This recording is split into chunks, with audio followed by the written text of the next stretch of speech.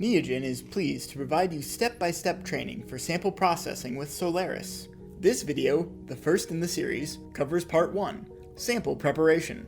Additional videos include Part 2, Dilution and Inoculation, Part 3, Objectionable Organisms, Part 4, Starting a Sample in the Soleris Fusion software, and individual confirmation procedure videos for each Soleris vial. All technicians should use aseptic techniques and follow good laboratory practices. This includes wearing proper PPE. The initial step in sample processing is sample preparation. There are two methods of preparing a liquid sample. One uses a sample vessel, such as a sterile sample bag. The other uses a TSB bottle pre-filled with 90 milliliters of broth. Label the sample vessel with a unique ID. Place it in a sample basket. Place both on a scale. And tare. Then add 10 milliliters of your sample.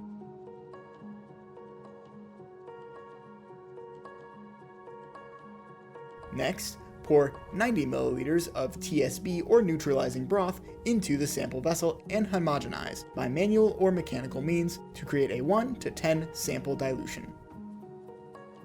If using the TSB bottle, label bottle, uncap, then draw 10 milliliters of your sample into a serological pipette and transfer it into the TSB bottle. Homogenize as already shown to create a 1 to 10 sample dilution. To prepare a solid sample, label the sample vessel with a unique ID and place it in a sample basket. Place both on a scale and tare it. Next, weigh out 10 grams of sample into the sample bag, ensuring all sample is on one side of the filter. Pour the TSB or neutralizing broth into the bag. Homogenize by manual or mechanical means to create a 1 to 10 sample dilution.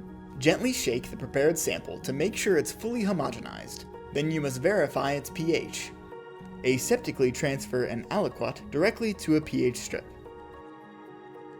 If using a pH meter, transfer a portion of sample to a different container. Ensure to take from the opposite side of the filter to which the sample was added. Read the strip or measure the pH of the sample. The target pH range is 6.0 to 8.0. Adjust a low pH with sterile NaOH. Adjust a high pH with sterile HCl. Homogenize the sample after each addition and repeat as necessary until you reach the target pH range.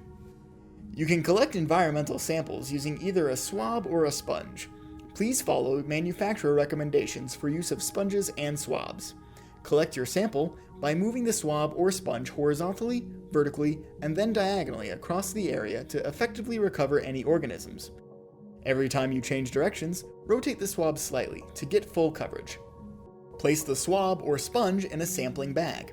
If using scissors, ensure they are sterile. Then add the 90 milliliters of TSB.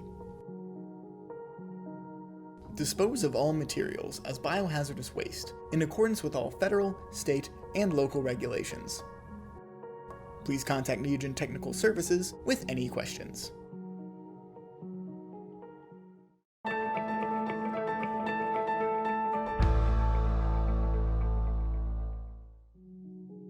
Testing specification monitoring may require making dilutions of your prepared sample. In Part 1, we created a 1 to 10 dilution. Now let's make serial dilutions from 1 to 100 to 1 to 100,000. Place 11 milliliters of your 1 to 10 sample into 99 milliliters of buffer. Homogenize thoroughly. You now have a 1 to 100 dilution. Repeat this process as necessary up to a dilution of 1 to 100,000 and beyond. For less than 10 CFU per gram, use a 1 to 10 sample dilution. For less than 100 CFU per gram, transfer 11 milliliters of a 1 to 10 sample into 99 milliliters of buffer. For less than 1,000 CFUs per gram, transfer 11 milliliters of 1 to 100 sample into 99 milliliters of buffer.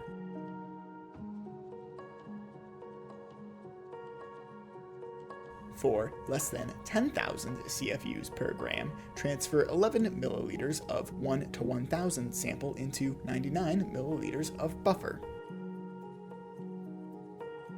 For 100,000 CFUs per gram, transfer 11 milliliters of 1 to 10,000 sample into 99 milliliters of buffer.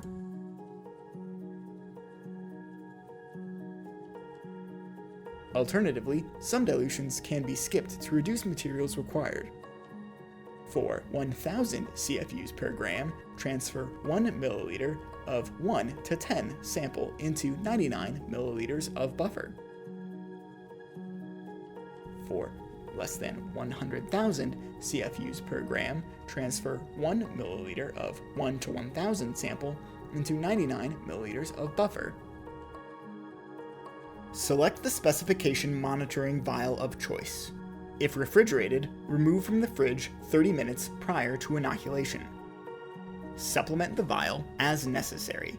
See kit insert for rehydration and supplement instructions. Transfer the appropriate amount of sample to the vial.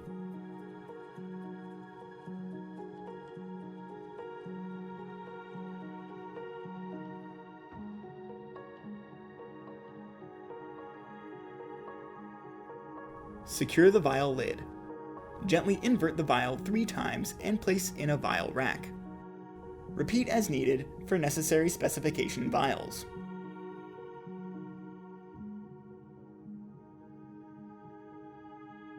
Once all specification monitoring sample preparation is complete, place the original 1 to 10 dilution sample vessel in the 35 centigrade incubator for 18 to 24 hours if testing for objectionable organisms.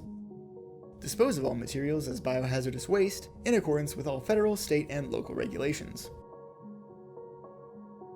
Please contact Neogen Technical Services with any questions.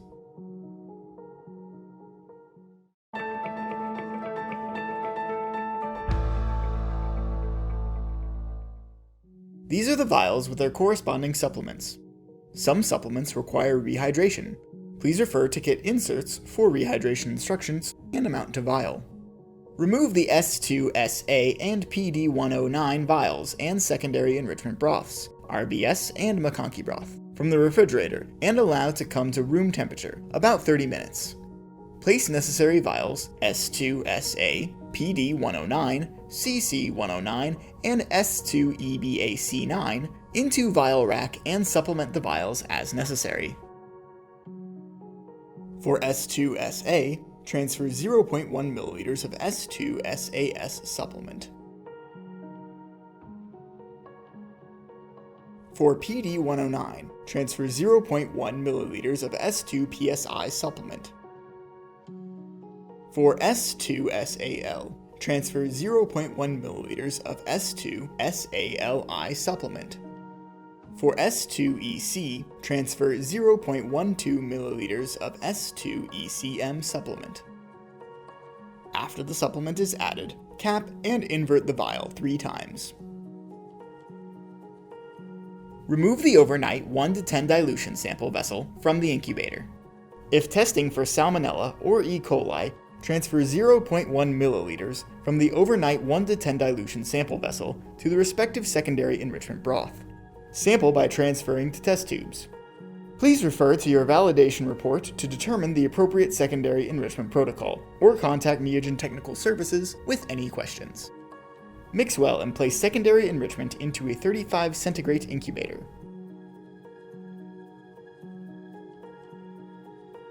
Incubate RVS for 6 to 8 hours and McConkey broth for 18 to 24 hours.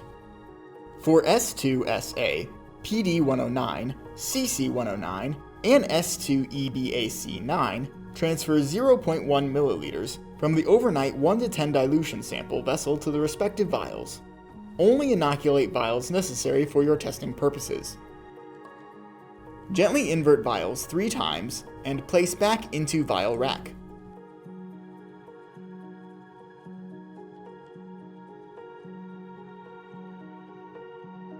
For Salmonella, remove S2SAL vials from the refrigerator and allow to come to room temperature, about 30 minutes.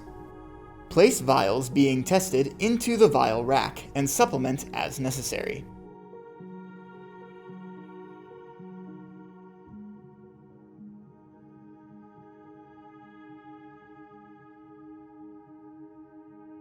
Remove the RVS secondary enrichment from the incubator and mix well. Transfer 0.1 milliliters to the S2SAL vial and gently invert the vial 3 times and place back into the vial rack. The following steps for E. coli involving McConkey broth are optional. Place S2 EC vials into the vial rack and supplement as necessary. Remove the McConkey broth from the incubator and mix well. Transfer 0.1 milliliters to the S2 EC vial and gently invert the vial 3 times, and place back into the vial rack. For instructions on how to load samples into the system, see Part 4. Dispose of all materials as biohazardous waste, in accordance with all federal, state, and local regulations. Please contact Neogen Technical Services with any questions.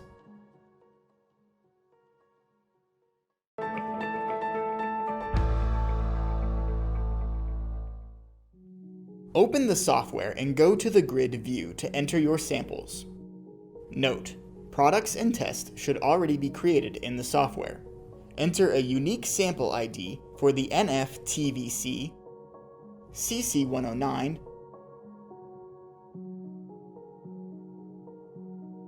and S2EBAC9 corresponding to a 35C instrument. Place the vials into the instrument.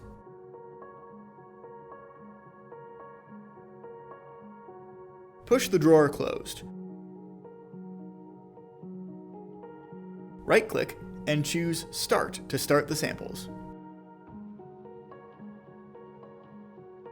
For the DYM109C vial, enter in the same unique sample ID information that corresponds to a 28C instrument.